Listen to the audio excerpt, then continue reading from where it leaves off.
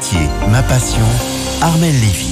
Armelle, chaque samedi, vous nous faites découvrir des amoureux de leur métier. Ce soir, on part à la rencontre d'Olivier Péan. Il exerce un métier original. Il est chef-interprète. Oui, cela fait 19 ans qu'Olivier est interprète à l'OCDE, l'Organisation de coopération et de développement économique à Paris. Là, on est au niveau du couloir d'accès aux cabines des interprètes qui donnent sur les salles de conférence de l'OCDE. Une fois installé dans sa cabine vitrée, située juste au-dessus de la table de conférence, Olivier, un micro-casque sur les oreilles, traduit les propos des 36 représentants de l'OCDE. On est en cabine et pendant notre demi-heure, si ça parle anglais dans la salle, on traduit vers le français. Et si d'un coup, ça parle français dans la salle, on interprète vers l'anglais. Donc, ça fait une demi-heure complète ou quoi qu'il arrive, pendant 30 minutes, on ne va pas arrêter de parler. Alors, pour conclure, nous l'avons vu dans le numérique, nous l'avons vu dans le domaine du climat. Alors Olivier est interprète, pas traducteur. Le traducteur traduit, l'interprète interprète. Et ce qui signifie que le traducteur traduit à l'écrit, alors que l'interprète interprète ou traduit, puisque c'est le même exercice, mais à l'oral. Ce sont deux métiers différents, avec des formations différentes notamment. Alors, est-ce qu'Olivier a des origines britanniques, américaines, pour être aussi à l'aise avec les langues étrangères ? Pas du tout. Il est né ici et ses parents aussi. Ce qui m'a donné envie de faire ce métier, c'est le goût des langues, des cultures étrangères, et l'envie aussi d'être cette passerelle entre différents mondes qui ne se comprendraient pas forcément dans la même langue. Et c'est vrai qu'il ne faut pas créer un incident diplomatique à cause d'une erreur de traduction.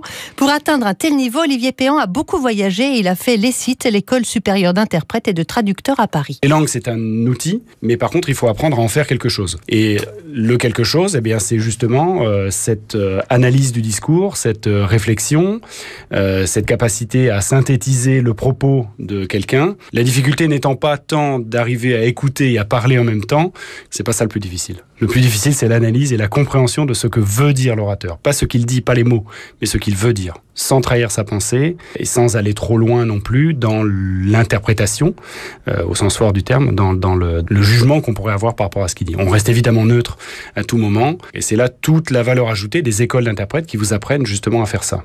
Et dans les 3 temps de l'interprétation qui sont l'écoute, l'analyse et la restitution, dans ces 3 temps-là, le temps principal, c'est le temps de l'analyse. Même si tout ça se fait en quelques secondes, voire nanosecondes. Olivier a été l'interprète de nombreuses personnalités économiques, politiques, et il a même traduit des acteurs sur des plateaux télé. Stallone, par exemple, Tom Cruise, par exemple, Barack Obama.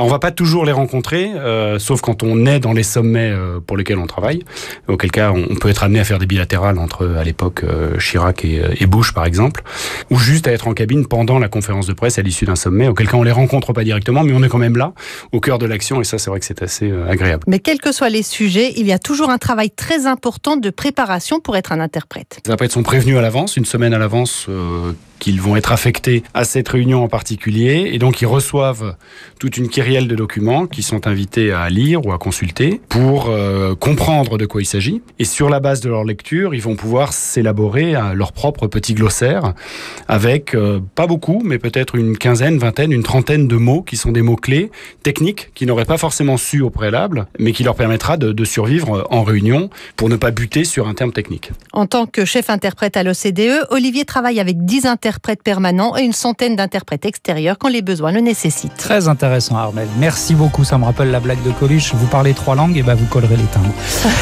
Merci, Armelle. À la semaine prochaine. En France, l'U2P fédère l'ensemble des artisans, commerçants et professionnels libéraux. Retrouvez ces entreprises qui sont au cœur de la croissance et de l'emploi sur u2p-france.fr. Il est 18h27 sur RTL. Dans un instant, on refait le match avec Denis Balbir et sa bande. Bonne soirée à tous sur RTL.